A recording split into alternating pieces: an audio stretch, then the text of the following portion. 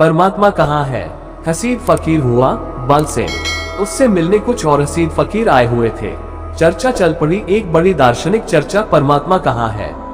किसी ने कहा पूरब में, क्योंकि पूरब से सूरज उगता है। और किसी ने कहा कि जेरूसलम में, क्योंकि यहूदी ही परमात्मा के चुने हुए लोग हैं और परमात्मा ने ही मूसा के द्वारा यहूदियों को जेरूसलम तक पहुंचाया। जरूर परमात्मा जेरूसलम में होगा, जेरूसलम के मंदिर में होगा। और किसी ने कुछ जो जरा और ऊंची दार्शनिक उड़ान भर सकते थे, उन्होंने कहा परमात्मा सर्वव्यापी है, सब जगह है।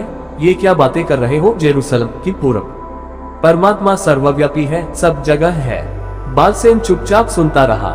बालसेन अद्भुत फकीर था, ऐसे ही जैसे पलटू, जैसे कबीर। सब ने फिर बालसेन से कहा, आप चुप हैं, आप कुछ नहीं बोलते, परमात्मा कहाँ है? बालसेन ने कहा, अगर सच पूछते हो तो परमात्मा वहां होता है जहां आदमी उसे घुसने देता है। बड़ा अद्भुत उत्तर दिया। तुम घुसने ही न दो तो परमात्मा भी क्या करेगा? तुम अपने हृदय में आने दो तो, मगर कौन उसके लिए क्षार खोलेगा? भक्ति जहाँ है वहाँ भगवान है। लोग पूछते हैं भगवान कहाँ है? लोग भगवान को देखने भी आ जाते हैं, मेरे पास आ जाते हैं कि भगवान दिखा दे।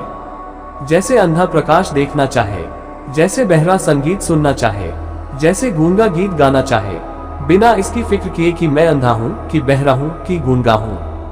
लंगड़ा ओलंपिक में भाग लेने जाना चाहता है, बिना इसकी फिक्र किए कि मैं लंगड़ा हूँ। उठ सकता नहीं, चल सकता नहीं, ओलंपिक में भाग लेना है।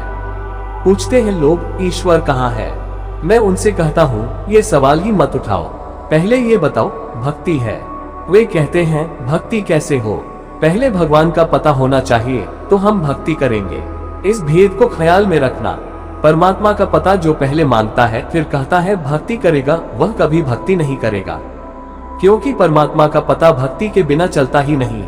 भक्ति की आंख ही उसे देख पाती है, भक्ति के हाथ ही उसे छू पाते हैं, भक्ति के लबालब हृदय में ही उसकी तरंग उठती है। जहाँ भक्ति है वहाँ भगवान है, ओशो।